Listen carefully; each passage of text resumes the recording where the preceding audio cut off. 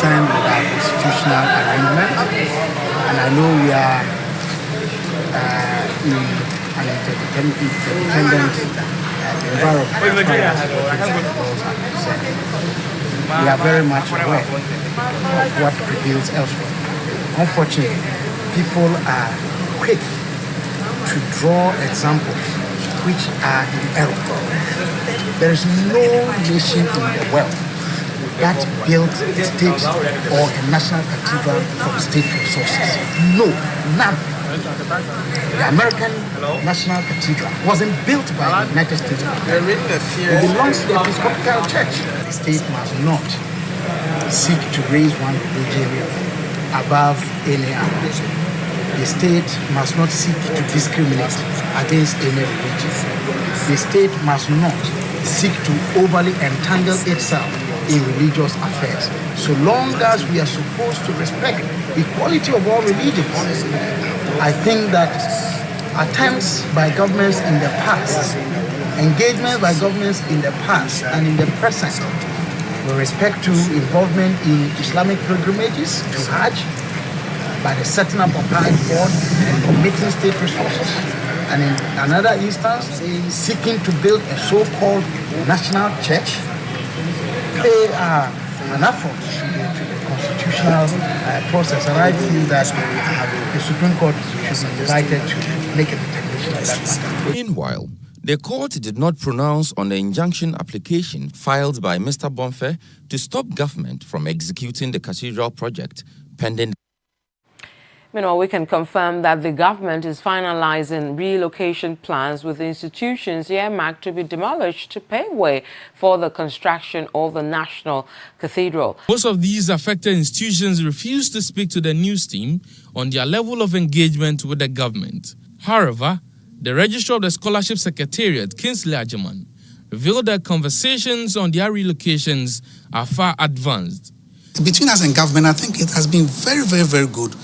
Our meetings started as far back as last year, and it's been very, very fruitful. There are several times we have even met the committee on the cathedral. There's a committee on the cathedral. We've met them severally. We've met the Chief of Staff's committee, and I think it's been very, very, very engaging. It's very, very, very engaging. I can say that it's like we are even delaying the process, sort of. Government has shown a lot of commitment towards our relocation. A member of the pro-NPP vigilante group Delta Force, who was arrested for allegedly taking part in disturbances at a meeting between the Old Tafo Member of Parliament and the party's constituency executives, has been discharged by a Kumasi court for lack of evidence. Meanwhile, 3 others who have been charged by the court with conspiracy to causing unlawful damage and rioting were granted bail today. The police, even though said they have not finished with the investigation, they brought 2 more people and discharged the second accused person because they've come to the conclusion he wasn't involved at all.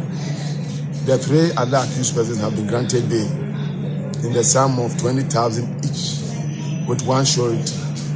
They are also in addition to report to the police every Monday morning. So that is the state of the case now. On the 21st, we begin the trial. A group calling itself the Concerned Students of Kwame Nkrumah University of Science and Technology, KNUST, are calling on the Vice Chancellor of the university and other management members to step aside and allow for independent investigations into the protest by students that led to the closure of the school. The failure of leadership from the university management is solely responsible for the unfortunate events of last Monday and calls for the following management members. That is the VC, Dean of Students, the Head of Security, the University Relations Officer who has been lying here and there, telling and twisting issues and facts just as he wanted, to be set aside for investigations and other relevant issues to continue or to move on. Coalition of Concerned Teachers Ghana has declared their intention to embark on an industrial action on November 1st to register their grievances to the government. According to them, the government owes over 1,000 teachers arrears, which run into millions of cedis.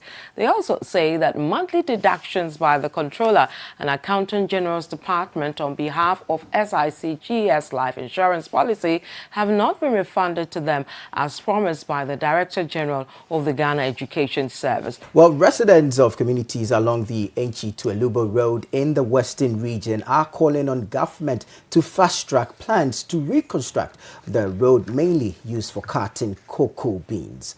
According to them, apart from cocoa beans that are abandoned due to the bad road, the number of deaths recorded due to lack of vehicles to ply the route is alarming. Citi News' Obrimpong Yao Ampofo has more in this report. The Western region has a total trunk road of 1,600 kilometers.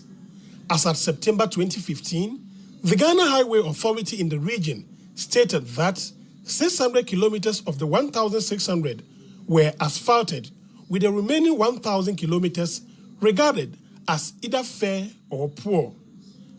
According to the authority, 39% of the 1,600 kilometers is considered good, whilst 55% is described as fair and 6% remaining described as poor. As for small towns and rural roads, the least said about them, the better. One critical road presently in a deplorable state is the Elubo to Enche Road.